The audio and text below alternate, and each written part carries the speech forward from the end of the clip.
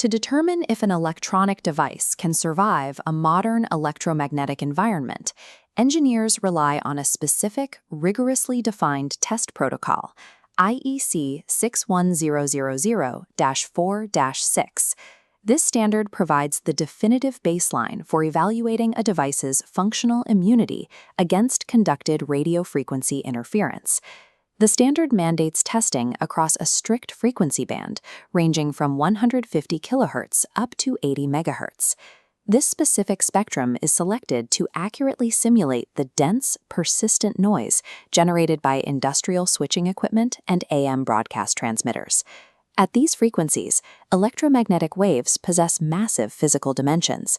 A 150 kHz signal has a wavelength of approximately 2,000 meters.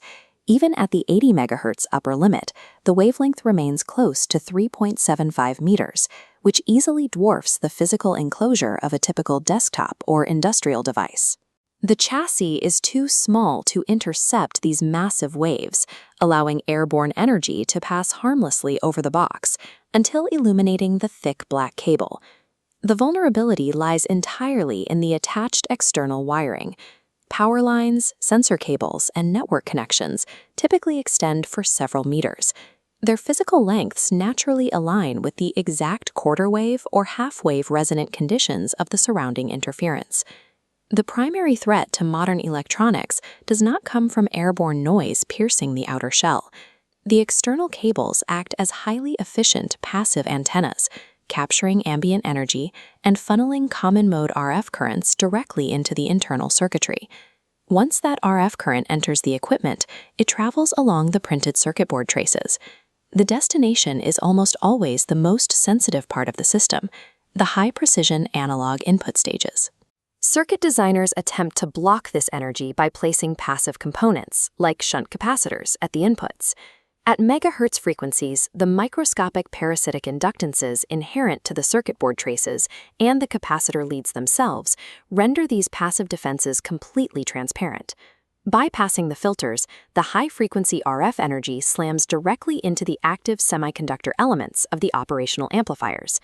This diagram demonstrates what happens next. A high-frequency AC sine wave enters a basic PN junction, but what emerges from the nonlinear junction is a straight, shifted horizontal line. This represents a DC offset, a process known as unintentional envelope demodulation. A semiconductor operates using inherent nonlinear electrical characteristics. When bombarded with an RF carrier, the silicon acts exactly like a diode detector in an AM radio. It strips away the high-frequency carrier entirely and leaves behind a destructive, low-frequency DC voltage error. Conducted RF immunity failures are rarely the result of noise overwhelming a signal. Instead, the circuit's own semiconductor junctions physically rectify the high-frequency interference, converting it into a persistent DC offset.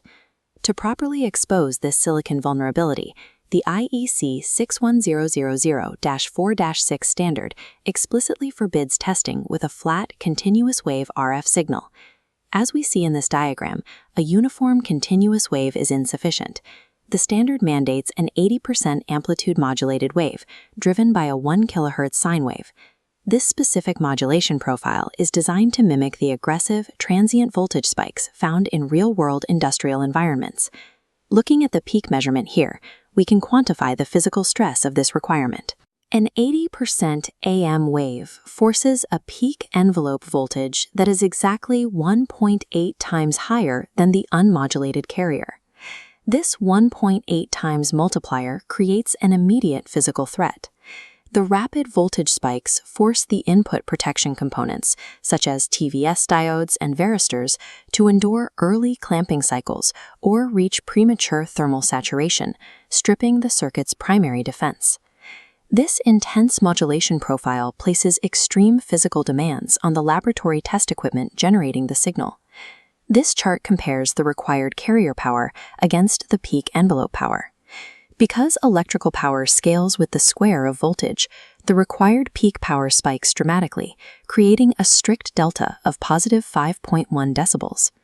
To prevent the peaks of the AM signal from clipping, the laboratory's wideband power amplifiers must continuously maintain this precise 5.1 decibels of linear dynamic headroom. The 80% AM requirement is a specific mathematical multiplier engineered to stress both the internal protection circuitry and the power limits of the test laboratory.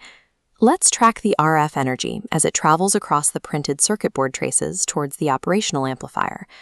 When the noise first couples onto the board from the external cable, it enters as a common mode signal. The induced interference voltage is exactly equal on both the positive and negative trace. Precision differential amplifiers are designed specifically with a high common mode rejection ratio, or CMRR. This feature uses subtraction to perfectly cancel out symmetrical noise appearing equally on both input pins. But perfection rarely exists on a physical circuit board. This animation illustrates two identical noise waves traveling down parallel traces. When one wave hits a microscopic trace asymmetry, a parasitic capacitance mismatch, or even a slight resistor tolerance error, the perfect symmetry is broken. The affected wave slightly delays and shifts out of phase. Because the waves are no longer identical, they no longer cancel out. The phase and amplitude shift converts a portion of the harmless common mode energy into a completely new erratic differential mode voltage. This resulting difference voltage now exists directly between the positive and negative input pins. The amplifier perceives this voltage drop as legitimate incoming data, entirely bypassing the CMRR defense mechanism. Common mode rejection is a theoretical shield. If the physical layout of the circuit board is flawed, the board geometry weaponizes incoming RF noise before the amplifier has any opportunity to reject it. The differential mode RF noise has now bypassed the board layout protections and penetrated the active input stage of the operational amplifier. The severity of the resulting failure depends entirely on the atomic structure of the amplifier. We have to compare the two dominant transistor architectures used in analog input stages: bipolar junction transistors, or BJTs, and field effect transistors, or FETs. This split-screen comparison models their distinct current voltage properties. On the left, we map the base emitter PN junction of a BJT. The BJT operates on an incredibly sharp exponential curve. Even a microscopic change in the high-frequency RF input voltage creates a massive, highly nonlinear surge in current. Applying a second-order Taylor expansion to this BJT nonlinearity reveals exactly how much rectified DC offset current is generated. The mathematics show that the BJT's rectified error is directly proportional to its operating bias current, designated here as IC, and the square of the interference voltage. For low-power op-amps running on minute bias currents, Hertz hum directly inside the audio band. Now, let's analyze the FET input stage on the right side of the screen. The FET relies on much gentler, square law physics. This physical architecture completely decouples the rectification error from the operating bias current, relying strictly on fixed physical device constants instead. When subjected to identical RF interference conditions, the FET architecture proves to be approximately 1,500 times more immune to RF rectification than the BJT. Achieving true conducted immunity requires selecting the correct atomic silicon architecture during the design phase, expressly favoring the resilience of square law physics over exponential vulnerability. Proving these nanoscale semiconductor vulnerabilities in a laboratory requires a system of extreme macroscale precision. The IEC 61000-4-6 standard demands that the entire test setup maintains a rigidly controlled 150-ohm common mode impedance. This strict mapping prevents standing waves and guarantees that tests are reproducible across different laboratories. This schematic demonstrates the central calibration challenge. Standard laboratory measurement gear, like spectrum analyzers, operate at 50 ohms. Connecting a 50-ohm device directly to a 150-ohm node creates a severe impedance mismatch. Test engineers resolve this by inserting a specialized adapter containing an ultra-low inductance 100-ohm series resistor. This perfect 150-ohm bridge prevents destructive reflective power from traveling back into the amplification equipment.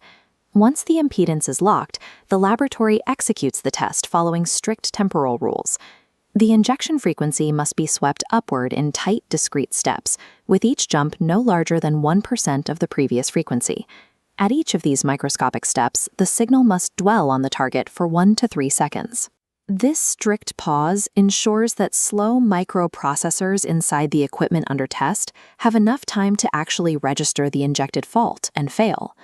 Without absolute mathematical control over impedance matching and required exposure time, a passing grade in the compliance lab is nothing more than an illusion.